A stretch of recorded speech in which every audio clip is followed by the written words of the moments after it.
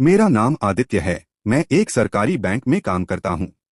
मेरे वैवाहिक जीवन को 2 साल बीत चुके थे। मेरी पत्नी सायली, जो न केवल स्वभाव से बहुत मधुर है बल्कि दिखने में भी बेहद सुंदर और आकर्षक है। हमारे जीवन में सबसे बड़ी खुशी की खबर आई थी। सायली मां बनने वाली थी। वह उसका छठा महीना था और हम दोनों आने वाले नन्हे मेहमान की तैयारियों में डूबे हुए थे। परंतु नियति के मन में कुछ और ही था। अचानक बैंक से मेरा तबादला एक दूसरे शहर में कर दिया गया। यह खबर हमारे लिए किसी चुनौती से कम नहीं थी। सायली का छठा महीना शुरू था और इस नाजुक समय में उसका अकेले रहना या सफर करना जोखिम भरा था। मेरी पहली प्राथमिकता उसकी सुरक्षा और देखभाल थी। मैंने बहुत सोचा और अंत में सायली के माता पिता को बुलाने का निर्णय लिया। मैंने अपने ससुर जी और सास को सारी स्थिति विस्तार से समझाई। मैंने उनसे कहा, पिताजी, मेरी बदली दूसरे शहर में हुई है। वहाँ नया माहौल होगा और मैं ऑफिस के काम में व्यस्त रहूंगा, इसलिए मुझे डर है कि मैं सायली का उतना ध्यान नहीं रख पाऊंगा जितना उसे इस समय चाहिए। मेरी विनती है कि आप उसे अपने साथ ले जाएं, ताकि वह अपनी मां की देखरेख में सुरक्षित रहे। वे मेरी बात समझ गए और तुरंत मान गए। सायली के जाने के बाद मुझे थोड़ा सुकून मिला कि चलो, वह सुरक्षित हाथों में है। नए शहर का सफर और एकाकीपन। जब मैं नए शहर पहुंचा तो सब कुछ मेरे लिए नया था। मैंने अपने लिए एक नया और आरामदायक फ्लैट लिया। शुरुआत के कुछ दिन तो ऑफिस की भागदौड़ में बीत गए, लेकिन धीरे धीरे मुझे एहसास होने लगा कि घर का काम संभालना कितना कठिन है। ऑफिस में पदोन्नति के कारण जिम्मेदारी और वेतन दोनों बढ़ गए थे, लेकिन घर पर खुद खाना बनाना, बर्तन धोना और सफाई करना मेरे लिए सिरदर्द बनता जा रहा था। उसी शहर में मेरी चाची और उनकी बेटी स्नेहल रहते थे। कुछ समय पहले ही एक दुर्घटना में मेरे चाचा का निधन हो गया था, जिससे चाची और स्नेहल घर में अकेले रह गए थे। जब चाची को खबर मिली कि मेरा तबादला उनके शहर में हुआ है, तो एक दिन वे मुझसे मिलने मेरे फ्लैट पर आईं। उन्होंने घर की अस्तव्यस्त हालत देखी और पूछा, आदित्य, तेरी पत्नी सायली कहाँ है? वह तेरे साथ क्यों नहीं आई? मैंने उन्हें विस्तार से बताया कि उसका छठा महीना चल रहा है और इसीलिए उसे मायके भेजा है।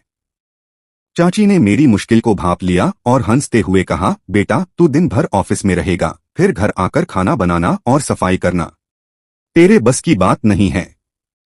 देख, जब तक तेरी पत्नी वापस नहीं आती तब तक मैं यहाँ आकर तेरा घर संभाल लूंगी और खाना बना दिया करूंगी। मुझे बहुत राहत महसूस हुई। मैंने भी सोचा कि चाची को उनके काम के बदले मैं हर महीने कुछ पैसे दे दिया करूंगा, ताकि उनकी भी आर्थिक मदद हो सके। अगले दिन जब मैं ऑफिस जाने की तैयारी कर रहा था, तब चाची का फोन आया।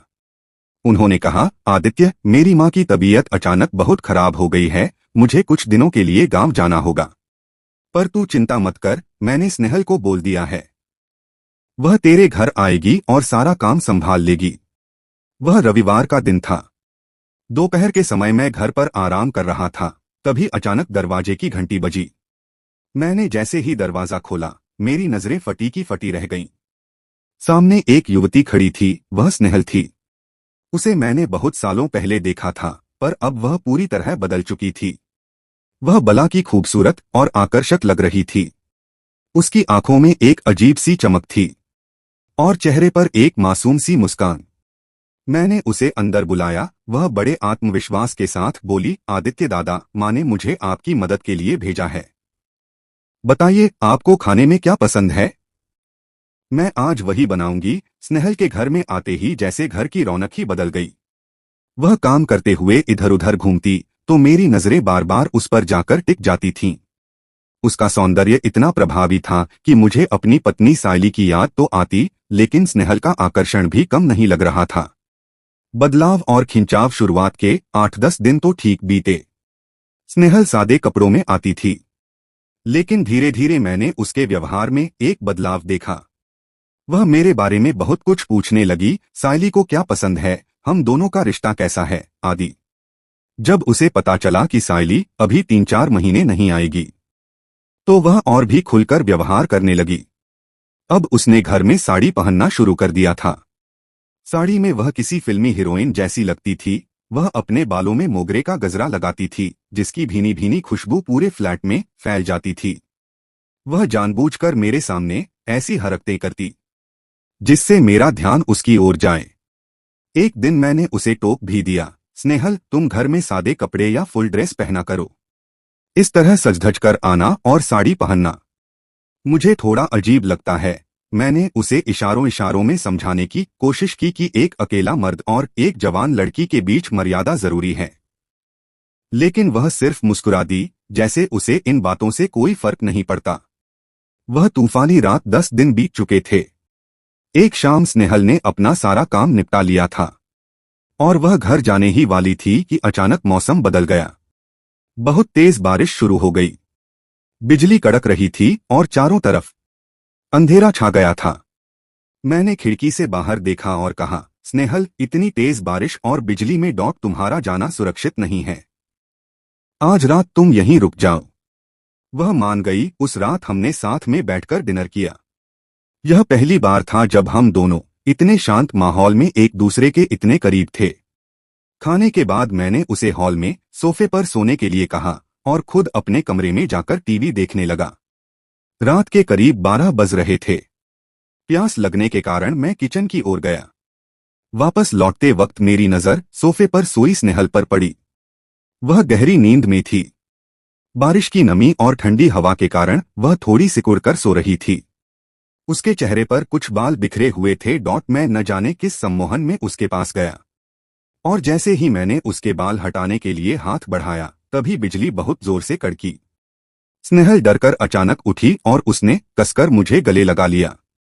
वह कांप रही थी। उस पल में मैं अपनी सारी मर्यादा, अपनी पत्नी और अपने आने वाले बच्चे को भूल गया। उसका स्पर्श मुझे बहुत सुखद लग रहा था और मैंने भी उसे अपनी बाहों में भर लिया। हम दोनों उसी अवस्था में वहीं सो गए। अपराधबोध और विदाई। अगली सुबह जब मेरी नींद खुली तो मुझे अपनी गलती का भयानक एहसास हुआ। मेरा मन ग्लानि से भर गया। मुझे सायली का चेहरा याद आया। मुझे लगा कि मैंने उसके भरोसे का गला घोंट दिया है।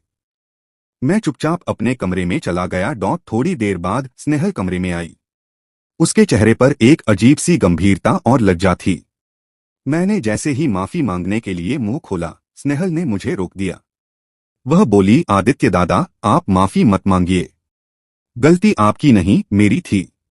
आप तो एक सच्चे इंसान हैं। आपने तो मुझे मेरे पहनावे पर भी टोका था ताकि कुछ गलत न हो। सच तो यह है कि मैं सायली दीदी के नसीब से जलने लगी थी। मुझे जलन थी कि उन्हें आप जैसा ईमानदार और ख्याल रखने वाला पति मिला। इसीलिए मैंने जानबूझकर दीदी जैसा बनने की कोशिश की और आपको अपनी ओर आकर्षित किया। उसकी बातों ने मुझे सुन्न कर दिया। मैंने उसे साफ शब्दों में कहा, जो हुआ उसे एक बुरा सपना समझकर भूल जाओ। लेकिन अब तुम्हारा यहाँ आना ठीक नहीं है। कल से तुम मत आना। उसने अपना सिर झुकाया, मेरी बात मानी और वादा किया कि वह यह बात किसी को नहीं बताएगी। सुखद अंत। कुछ महीनों बाद मुझे खबर मिली कि सायली ने एक स्वस्थ बेटे को जन्म दिया है। मेरी आंखों में खुशी के आंसू आ गए। सायली वापस घर आई और हमारा जीवन फिर से खुशियों से भर गया। एक दिन हमारे घर के बाहर एक पार्सल रखा था। उसमें बच्चे के लिए छोटे छोटे सुंदर कपड़े, खिलौने और एक ताजे मोगरे का गजरा था। गजरे की खुशबू मिलते ही मेरा दिल धक से रह गया। मैं समझ गया कि यह स्नेहल का संदेश है। उसमें एक छोटी सी चिट्ठी थी, बाबू को बहुत सारा आशीर्वाद। सायली को लगा कि किसी पुराने मित्र ने भेजा होगा, लेकिन मैं जानता था कि वह क्या था। उस दिन के बाद स्नेहल फिर कभी नहीं दिखी।